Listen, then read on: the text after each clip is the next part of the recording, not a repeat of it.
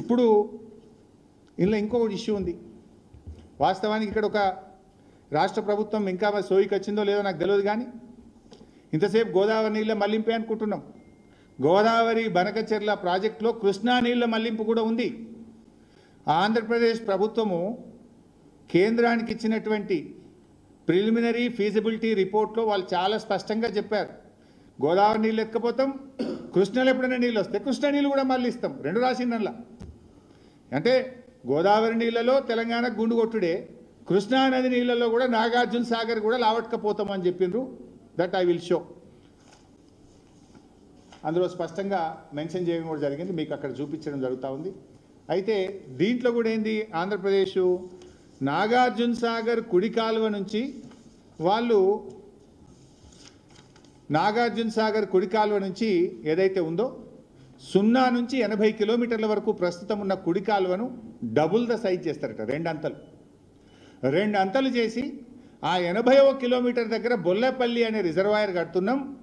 ఎప్పుడైనా నాగార్జున సాగర్లో వరదలు వచ్చినప్పుడు, నీళ్ళు ఎక్కువ ఉన్నప్పుడు మొత్తం నీళ్లు నాగార్జున సాగర్ నీళ్లను రోజుకు 2 టీఎంసీల చొప్పున తరలించి బొల్లెపల్లిలకు పెట్టుకుంటాము అంటుండ్రు.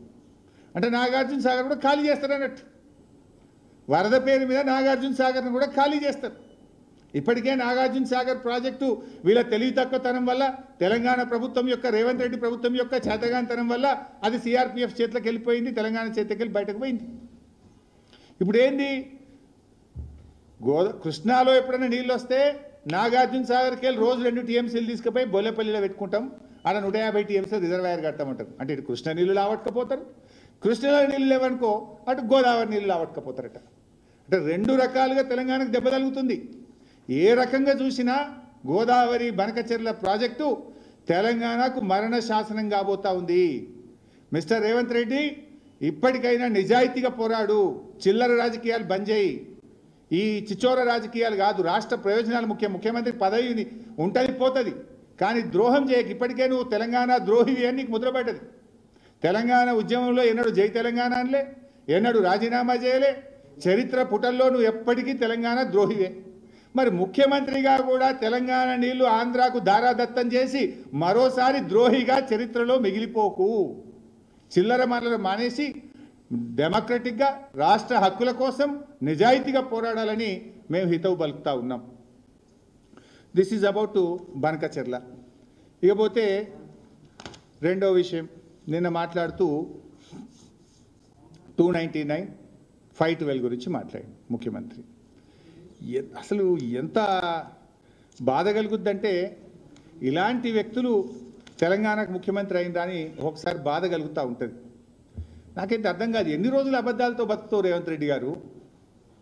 తెలంగాణకు పట్టిన అబద్ధాల వైరస్ ఈ రేవంత్ రెడ్డి. సరే, ఈ అబద్ధాలను ఎవడన్నా తట్టుకొని నిలబెట్టగలిగే శక్తి ఎవరికి ఉందంటే అదొక బీఆర్ఎస్కే ఉంది. ఎందుకంటే ఈ అబద్ధాల వైరస్కు విరుగుడు బీఆర్ఎస్ అనే టీకా. బీఆర్ఎస్ అనే టీకానే రేవంత్ రెడ్డి అబద్ధాలను చీల్చి చెండాడుతుంది, రేవంత్ రెడ్డిని ముద్దాయిగా నిలబెడుతుంది.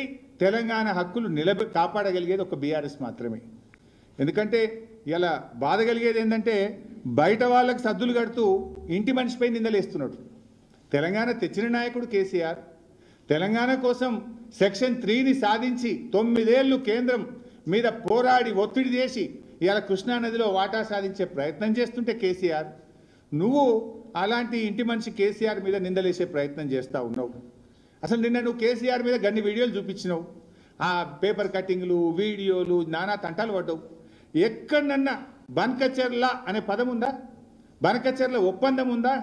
అగ్రిమెంట్ ఉందా?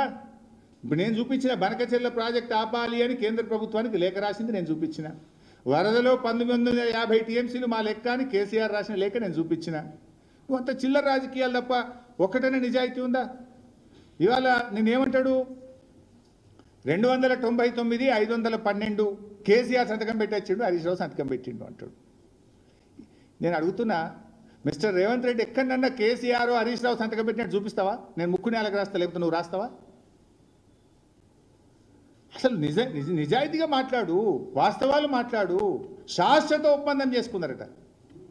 ఆయన్నే నిన్న ఇంకో మాట అంటాడు. అంటే ఇక్కడ కొంచెం మీరు కూడా దయచేసి కాన్సన్ట్రేట్ చేయండి. ఆయనే నేను ఒక మాట ఏమన్నాడు, గోదావరి నదిలో తెలంగాణకు మా కాంగ్రెస్ ప్రభుత్వం 968 టీఎంసీల నీళ్లు కేటాయించింది, 512 14 ఆంధ్రాకి ఇచ్చింది అని నిన్న మాట్లాడండి. గోదావరిలో 968 మా కాంగ్రెస్ ఇచ్చిందని చెప్తున్నావు, మరి కృష్ణాలో కూడా 299 ఇచ్చి తెలంగాణ గొంతు కోసింది కూడా నీ కాంగ్రెస్ పార్టీని ఎందుకు చెప్పవు? అది కూడా నీ కాంగ్రెస్ పార్టీ ఘనతనే కదా. ఒకసారి గోదావరి చూపి. గోదావరిలో నీటి లభ్యత 1486 టీఎంసీలను గుర్తిస్తే 968 టీఎంసీలు తెలంగాణకు, 518 టీఎంసీలు ఆంధ్రప్రదేశ్. కానీ రెండు రాష్ట్రాలు ఆనాడు కాంగ్రెస్ పార్టీ ఉన్నప్పుడే కాంగ్రెస్ పార్టీ ఈ కేటాయింపులను అధికారికంగా ఒక కేటాయింపులకు తీసుకొచ్చి ఇక్కడ మంచిగా దొరికింది రేవంత్ రెడ్డి. ఏమైంది?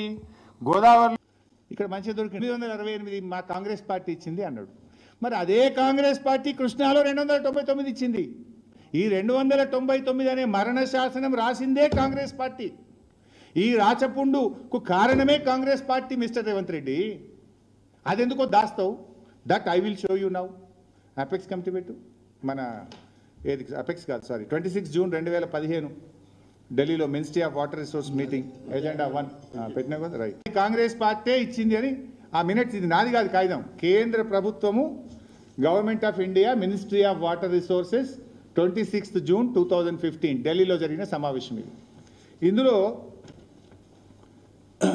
ఇన్ దిస్ రిగార్డ్ పారాగ్రాఫ్ 3లో మధ్యలో నుంచి చదువుతున్న, పైనదేమో అది మళ్ళీ వస్తుంది. In this regard he highlighted that as per KWDT 1 award, the erstwhile state of AP has been allocated 811 TMC for utilization in various projects and as en bloc. However, as per the arrangements, various decisions taken by the erstwhile state of Andhra Pradesh, revised allocations in both the parts of the state came to be 512 TMC in Andhra Pradesh and 299 TMC in Telangana. Emannaru? However, as per the arrangements, various decisions taken by the erstwhile state of Andhra Pradesh, revised allocations in both the parts of the state, 512 in AP, 299 in Telangana. ఉమ్మడి ఆంధ్రప్రదేశ్లో కృష్ణా నది మీద అప్పటి కాంగ్రెస్ ప్రభుత్వం ఇచ్చిన కేటాయింపు. ఇంకా దాంట్లోనే కిందిగా పారాగ్రాఫ్ 5లో చూడండి, ఇంకా డేట్ కూడా ఉంటుంది అందులో. It was agreed in the meeting that the figures of share of the two states as mentioned in the list of projects dated in 18/10/2013 appended herewith annexure may be followed as the working arrangement for the current year only, without prejudice to the rights of the two states about their entitlements which have been raised or to be raised before appropriate forum. ఇందులో ఇక్కడనే వచ్చింది 18/10/2023 నాడు ఉమ్మడి ఆంధ్రప్రదేశ్లో justice Srikrishna కమిటీకి అప్పటి ఆంధ్రప్రదేశ్ ప్రభుత్వం ఇగో గోదావరిలో ఇంత కేటాయించినాం, కృష్ణాలో ఇంత కేటాయించినామని జస్టిస్ శ్రీకృష్ణ కమిటీకి రిపోర్ట్ ఇచ్చిండ్రు. అదే రిపోర్ట్ను రాష్ట్ర విభజన జరిగేటప్పుడు అసెంబ్లీలో చర్చ జరిగేటప్పుడు శాసనసభలో కూడా పెట్టారు. నా దగ్గర అన్ని రికార్డ్స్ ఉన్నాయి, నువ్వు అసెంబ్లీలో చర్చ పెట్టి నేను చూపిస్తాను. శాసనసభలో కూడా పెట్టింది ఏమని, తెలంగాణకు కృష్ణానదిలో 299 ఇచ్చినాం, ఆంధ్రప్రదేశ్కు 512 ఇచ్చినాం అనేది. This is the proof. ఇప్పుడు ఎవడు మరణ శాసనం రాసిండు కృష్ణానది జలాల్లో? రేవంత్ రెడ్డి ప్రాతినిధ్యం వహిస్తున్న కాంగ్రెస్ పార్టీ మరణ శాసనం రాసింది. నువ్వు ఆడ 960 అని చెప్పిన, ఆ 968 కూడా ఇదే అనెక్సర్లో ఇదే 18/10/2013 నాడు పెట్టిన ఎజెండాలోని భాగమే. అదేమో చెప్తున్నావు, ఇదేమో నోరు మూస్తున్నావు. ఎందుకు? అక్కడ లాభం ఉంది కనుక ఏదో గొప్పలు చెప్పబోతున్నావు, ఇక్కడ మీరు అన్యాయం చేసింది కనుక ఈడ పెదవులు మూస్తున్నావు రేవంత్ రెడ్డి. ఈ 299 కాంగ్రెస్ పార్టీ పెట్టిన రాచపుండు కాదు. ఈ 299 ఉమ్మడి ఆంధ్రప్రదేశ్లో తెలంగాణకు కాంగ్రెస్ పార్టీ ఈ ప్రాంతం నుంచి ప్రాతినిధ్యం వహించినటువంటి జానారెడ్డి, ఉత్తమ్ కుమార్ రెడ్డి, కోమటిరెడ్డి వెంకటరెడ్డిల వైఫల్యం వల్ల, మీ చేతగాంతనం వల్ల, మీరు వాళ్ళ అడుగులకు మడుగులు వత్తడం వల్ల ఈరోజు తెలంగాణకు 299 వచ్చింది. అయినా బీఆర్ఎస్ పార్టీ వ్యూహాత్మకంగా వ్యవహరించింది. కేసీఆర్ గారు పోరాటం చేసి సెక్షన్ 3 సాధించిండు. ఇక్కడ ఇంకా కొంచెం డీటెయిల్గా కూడా చెప్తాను. అంటే నా రిక్వెస్ట్, ఇవాళ తర్వాత మీడియా రేవంత్ రెడ్డి మాట్లాడే అబద్ధాలను మీరు దయచేసి వేయొద్దు, చూపియొద్దు, వాస్తవాలు చెప్పండి. నేను చెప్పిందే వేయమని కూడా అంటలేదు. I will give you all the documents. నా దగ్గర ఉన్న అన్ని కాయిదాలు మీ ముందు పెడతా. నిజం ఏది ఉంటే అది ప్రజల్లో ప్రచారం పెట్టండి. ఎవరిది తప్పైతే తప్పును తప్పనండి, ఒప్పును ఒప్పనండి. ఈ రాష్ట్ర ప్రయోజనాల కోసం మీరు కూడా నిలబడాలి. ఈ రాష్ట్ర హక్కుల్ని కాపాడడంలో మీడియా కూడా క్రియాశీలకమైన పాత్ర పోషించాలని 2 చేతులెత్తి ప్రార్థిస్తా ఉన్నా.